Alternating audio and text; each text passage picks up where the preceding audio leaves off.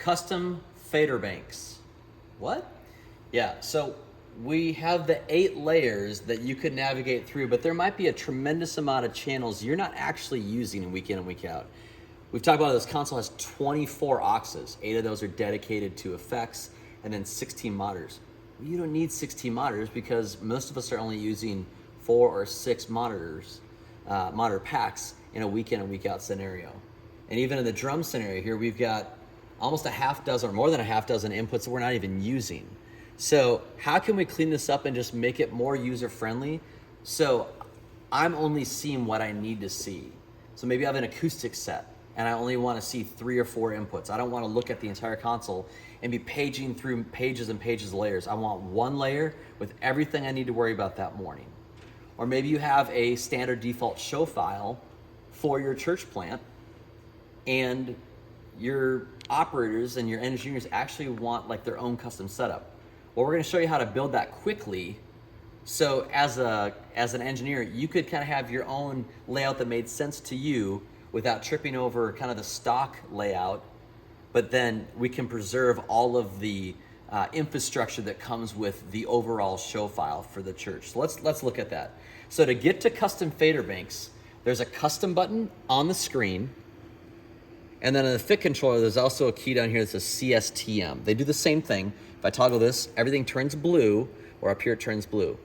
Now we've pre-built some layers for you here based on kind of what the average input configuration is for most of the church plants. You've got kind of a standard drum set, and then there's a parallel compression group here for your drums, kind of get some more punch into the PA, and then drum verb and gated snare verb. Down on page 2, we've got kind of the rest of the band. Bass, electric, acoustic, piano, synth, that's keys 1, keys 2 there. Maybe some tracks from Ableton. Maybe there's a track electric that's coming there. Maybe a bass track's coming in too from Ableton.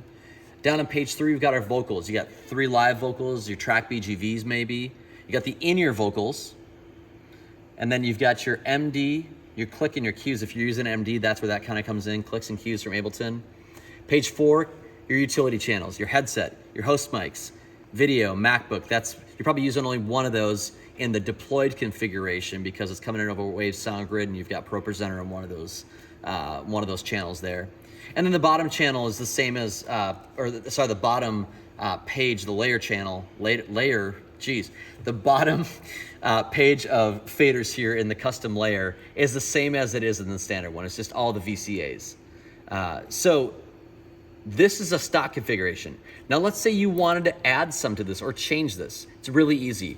At the top here in this blank channel strip, you can see a little drop down and you can choose whatever you want. Maybe you want to put, maybe you want to put bass up with your drums. So let's do that real quick, bass, great. So now bass is up here. Maybe I want to move bass over to the end. You just kind of touch that and drag it around, just kind of like you're moving apps on a smartphone. Let's say I didn't want that there. Well, on our fit controller, I'm going to use the key that I have assigned to control. I'm just going to click that, and then I'm going to hit this and hit none, and it's gone, flies away. Pretty easy there to navigate. So if I wanted to add, an entire layer, copy from factory layer, I can take over from one of the layers that comes factory, those standard 8 layers, and just bring that all over. That's how we built that link DCA fader down at the 8th bank. I can also move things around, lock them so they don't disappear. I can clear an entire page quickly if I decide this isn't what I wanted to. There's a lot of different ways to get around here, and this can be a really helpful way, again, to bring really what you only want to see right in front of you. So that can help a novice engineer. Maybe it gets rid of kind of that back-end infrastructure of like some of the routing that you don't really need people to get to week in and week out. It's just kind of there, it lives there. You could get to by going over to the standard layouts. But this kind of hides it so you don't have to worry about it. This kind of keeps exactly what you need to know. Maybe you have a members meeting. You say, I just want to see 3 host mics because I've got a really passionate volunteer who loves Jesus really well, and they're just going to come in and run that thing for us. But I'm going to make this thing as simple as possible for them. We do that here in Ames. We do that with our other ministries. Make it really simple and use custom fader banks to do that. We've had tremendous success. So I hope that's helpful. Again, it's just custom, and you can switch back to the standard ones really easily.